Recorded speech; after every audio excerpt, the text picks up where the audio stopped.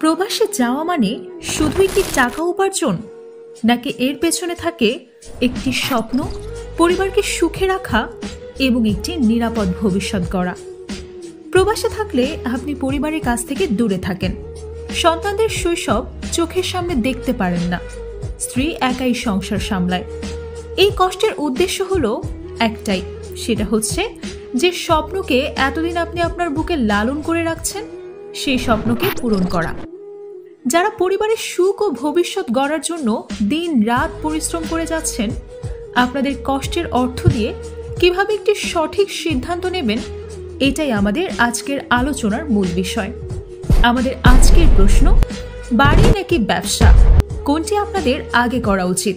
এটি আমার মনে হয় সব প্রবাসীদের জীবনেই একটি গুরুত্বপূর্ণ প্রশ্ন, কারণ এই সিদ্ধান্ত শুধু আপনার আর্থিক অবস্থায় নয়, আপনার পরিবারের ভবিষ্যৎ এবং সামাজিক অবস্থানের উপর বড় প্রভাব ফেলে। তাই আসুন বিষয়টি একটু গভীরভাবে বিশ্লেষণ করা যাক। প্রথমত, প্রবাসে থাকার মানে কি? প্রবাসে থাকার মানে সেই স্বপ্ন পূরণ করা, যে স্বপ্ন আপনি এতদিন দেখে এসেছেন। তবে সেই স্বপ্ন পূরণ করতে সঠিক পরিকল্পনা জরুরি।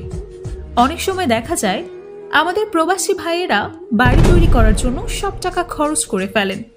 এর ফলে প্রবাসে আরও কয়েক বছর কাটাতে হয়। অথচ আপনার যদি সঠিক পরিকল্পনা থাকে, তাহলে বাড়িও থাকতে পারে, আবার আর্থিক সচ্ছলতাও থাকতে পারে। কিন্তু সঠিক পরিকল্পনা না করলে হয়তো আপনার বাড়ি থাকবে, কিন্তু আর্থিক নিরাপত্তা নাও থাকতে পারে। দ্বিতীয়ত, বাড়ি নিরাপত্তা এবং মর্যাদার প্রতীক। অনেক প্রবাসীর স্বপ্ন থাকে নিজের একটি বাড়ি থাকবে, একটি স্থায়ী ঠিকানা থাকা। তার মানে হচ্ছে আপনার পরিবারকে নিরাপত্তা দেওয়া। এটি সামাজিক মর্যাদার প্রতীকও বটে। নিজের বাড়ি থাকার মানে হলো প্রবাস থেকে ফিরে আপনি কোথাও স্থায়ীভাবে থাকতে পারছেন। তবে বাড়ি তৈরির জন্য তো অনেক টাকা প্রয়োজন। বাড়ি বানাতে গেলে প্রায় পুরো সঞ্চয়টাই খরচ হয়ে যেতে পারে।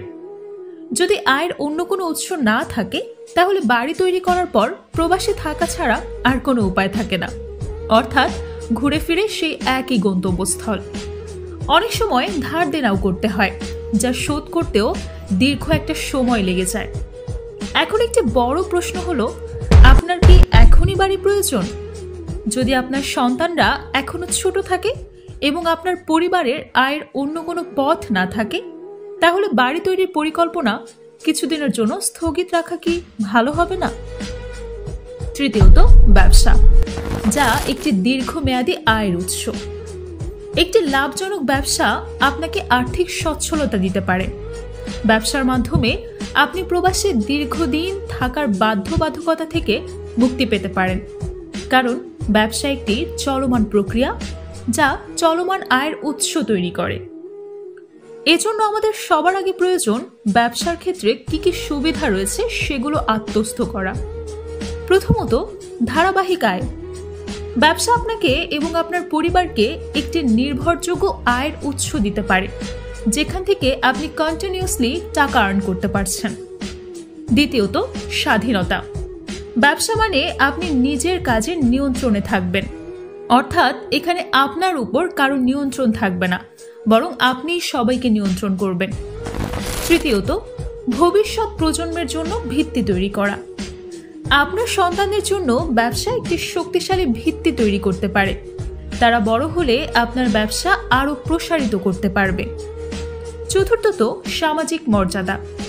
একজন সফল ব্যবসায়ী হিসেবে আপনার সামাজিক মর্যাদা বাড়বে। সমাজের আর 5টা মানুষ আপনাকে চিনবে। ব্যবসা শুরু করার জন্য কিছু পরামর্শ থাকলো। প্রথমে ছোট পরিসরে শুরু করুন। স্থানীয় বাজারে চাহিদা বুঝে কাজ করুন। ব্যবসার বিষয়ে বিভিন্ন ধরনের প্রশিক্ষণ রয়েছে, সেগুলো কাজে লাগাতে পারেন। বিশ্বস্ত কোনো বন্ধু বা পরিবারের সঙ্গে অবশ্যই পরামর্শ করুন। এবং সবশেষে যেটা আপনার সবচেয়ে বেশি প্রয়োজন, তা হচ্ছে ধৈর্য ধরে কাজ করুন। উদাহরণস্বরূপ বলা যেতে পারে, ধরুন আপনি একটি মুদি দোকান বা অনলাইন ব্যবসা শুরু করলেন। প্রথমে এটি হয়তো ছোট হবে, কিন্তু সময়ের সঙ্গে সঙ্গে এটি বড় হবে। ব্যবসা থেকে লাভ আসা শুরু হলে আপনি আপনার পরিবারের জন্য একটি আর্থিক নিরাপত্তা তৈরি করতে পারবেন।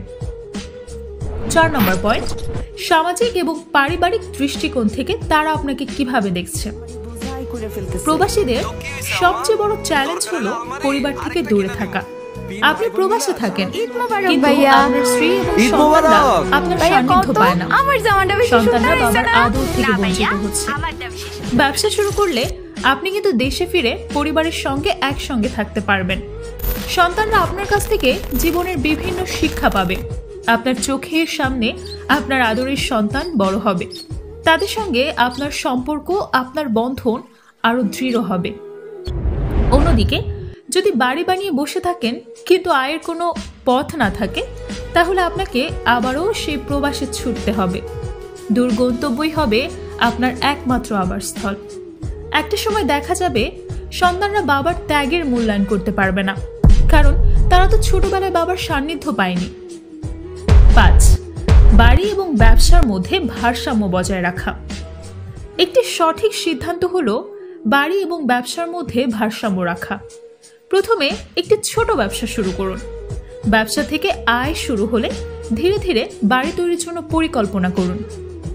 এভাবে আপনি ভবিষ্যৎ নিশ্চিত করার পাশাপাশি নিজের স্বপ্ন পূরণ করতে পারবেন। কিছু উদাহরণ। প্রথমত, যদি আপনার সঞ্চয় 20 লাখ টাকা হয়, তার মধ্যে 5 থেকে 7 লাখ টাকা দিয়ে একটি ছোট ব্যবসা শুরু করুন। দ্বিতীয়ত, ব্যবসা থেকে প্রতি মাসে মুনাফা আসতে শুরু করলে বাকি টাকা জমিয়ে বাড়ি বানানোর কাজ শুরু করুন। তৃতীয়ত, এভাবে ঋণ নেওয়া ছাড়াই আপনি বাড়ি বানাতে পারবেন। 6. ভবিষ্যতের কথা চিন্তা করুন।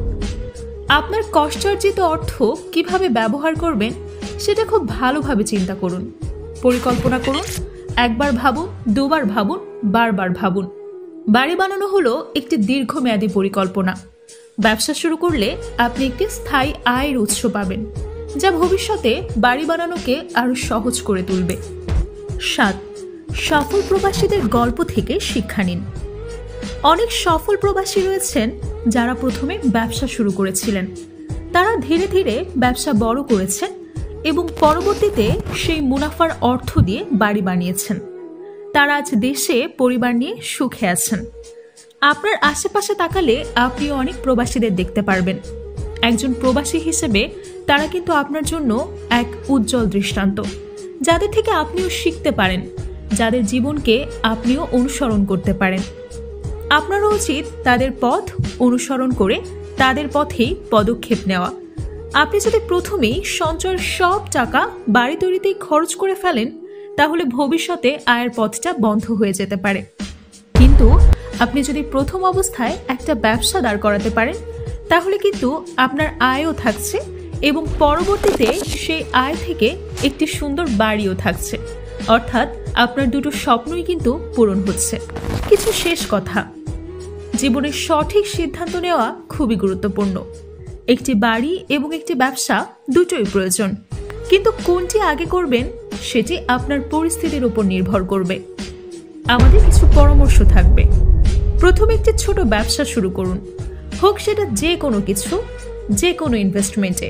প্রথমেই যে আপনার খুব বড় ধরনের ব্যবসা দিতে হবে ব্যাপারটা তা না। যে কোনো ছোটখাটো ব্যবসা দিয়ে আপনি অবশ্যই শুরু করতে পারেন।